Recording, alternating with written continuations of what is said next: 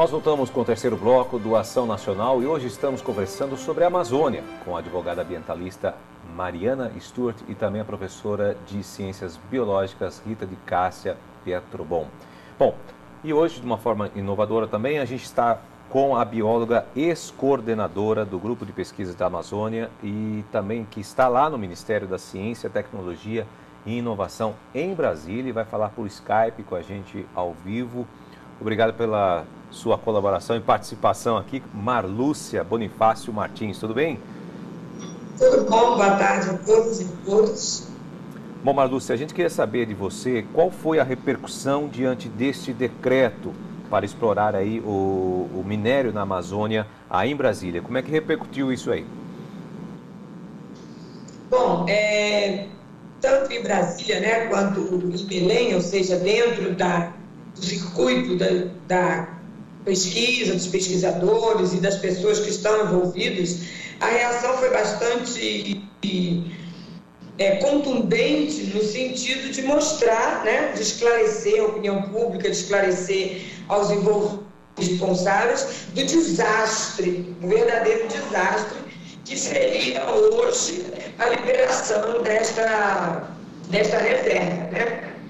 E por conta de que sobre esta área de exploração mineral já se instalaram uma quantidade imensa de unidades de conservação e de áreas protegidas, ou seja, tanto áreas de conservação estabelecidas, nacionais e estaduais, né, quanto também áreas indígenas, que são áreas protegidas também, e que seriam tremendamente afetadas pela exploração mineral nessa região, né?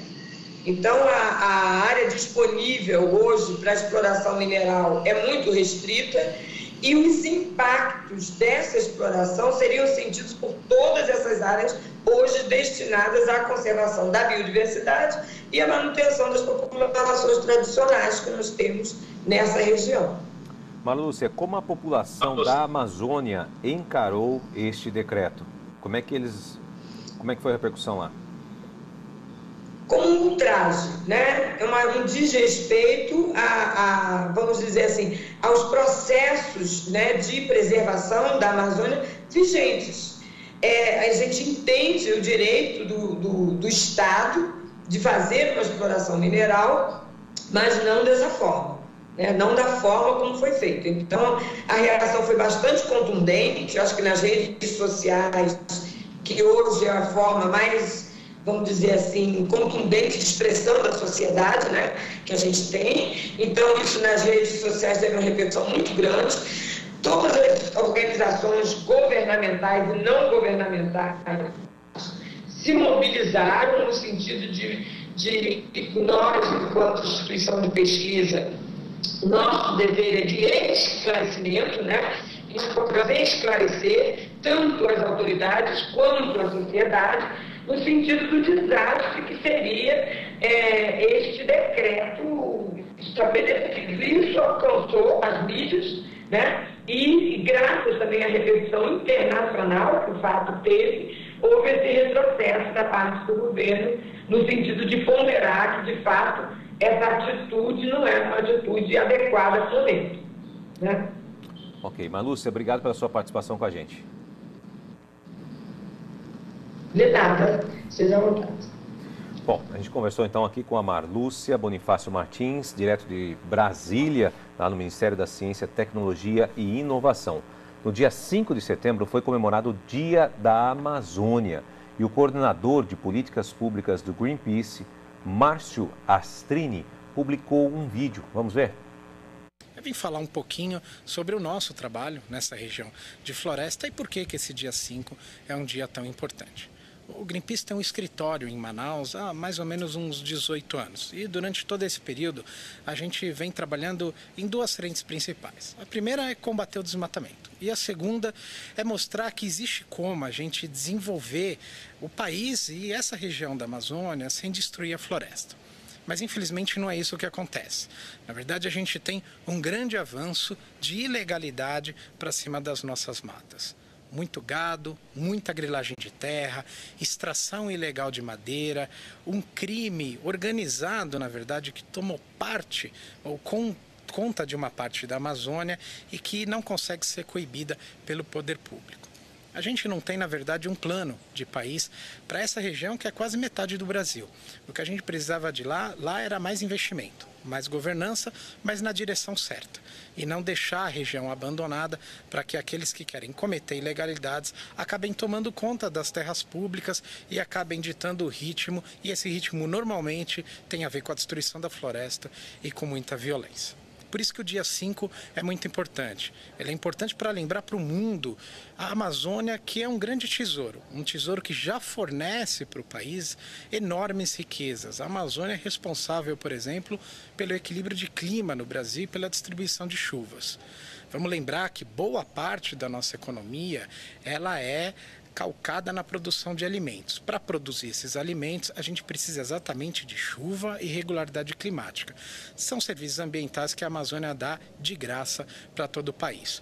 Portanto, preservar a floresta é também preservar a nossa economia, é também preservar o que nos faz forte. Mas existem outras coisas que estão na Amazônia que a gente, infelizmente, não aproveita. A região é pouco conhecida e ela é, além da maior floresta tropical do mundo, é o lugar que contém mais biodiversidade, mais riqueza de vida. São milhões e milhões de anos de tecnologia acumulada tecnologia de vida acumulada, que pode nos ajudar, por exemplo, a encontrar novos medicamentos, a desenvolver a indústria de cosméticos. São várias e várias oportunidades que, ao desmatar a floresta, a gente acaba jogando isso tudo fora. Portanto, no 5 de setembro é o dia da gente pensar que o Brasil recebeu um grande tesouro, esse tesouro que é único no mundo e que se chama Amazônia, e que a gente tem que retribuir esse presente à altura, cuidando bem da floresta, fazendo o seu desenvolvimento com responsabilidade. E essa responsabilidade, inclusive, ela não é só para nós, só para quem vive hoje, também é para as futuras gerações. Cuidar da floresta é uma obrigação que nós temos. É possível ser feito isso. Bom, gostei das palavras do Márcio aqui. Eu achei que ele foi bem, né, concreto naquilo que ele disse. Márcio Astrini, ele que é coordenador de políticas públicas do Greenpeace, né? A gente vê que não é uma coisa assim. A gente tem aquela ideia do Greenpeace de uma coisa radical, né? Olha, fundamentalista, tudo bem.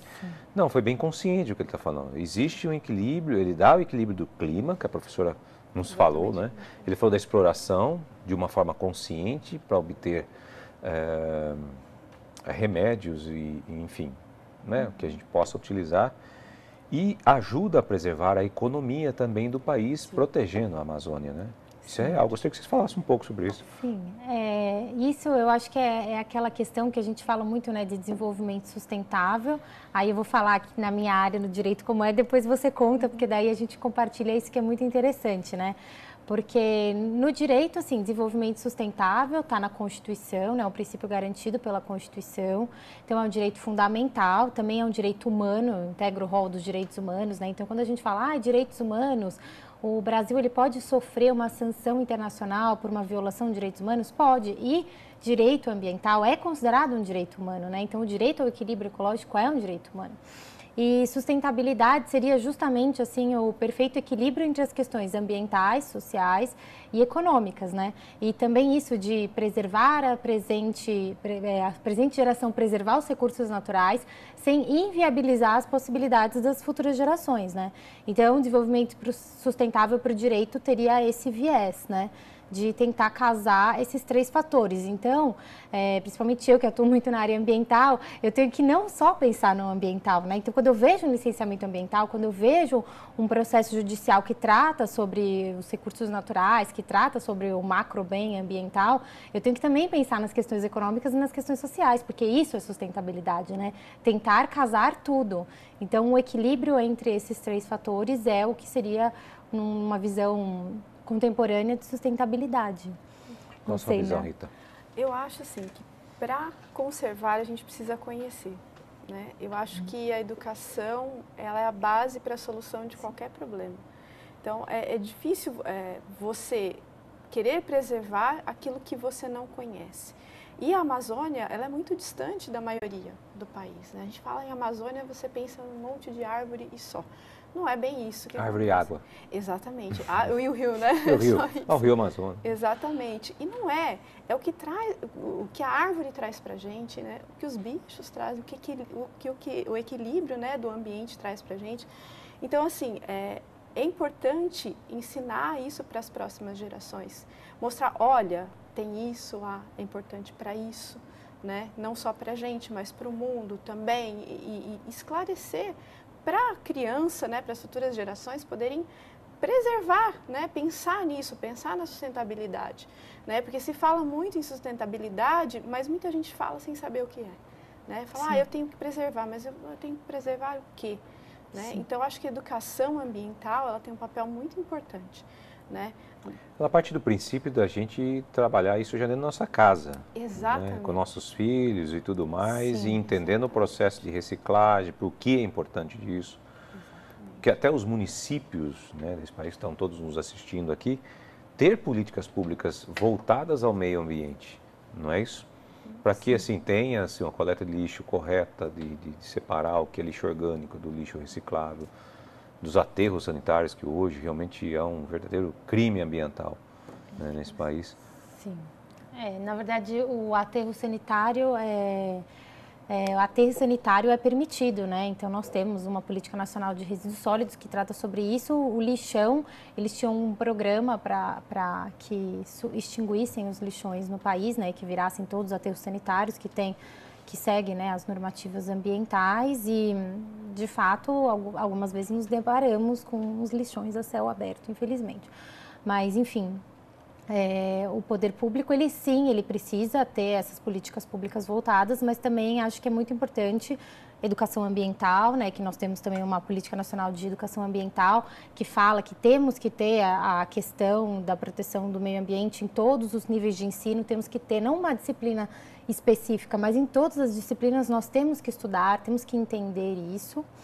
E além da educação ambiental, a participação popular, né? Então é aquela coisa do compartilhamento, né? O poder público ele está chamando a coletividade para ajudar, porque eles são titulares, né? Então assim, se não tiver essa participação ativa da população, não adianta o poder público preservar e a população não. Então assim, a mudança de paradigma vem de nós, né? Então nós somos responsáveis por isso. Nós temos que participar mais, Exato. com certeza. O Ação Nacional vai para um rápido intervalo e volta já.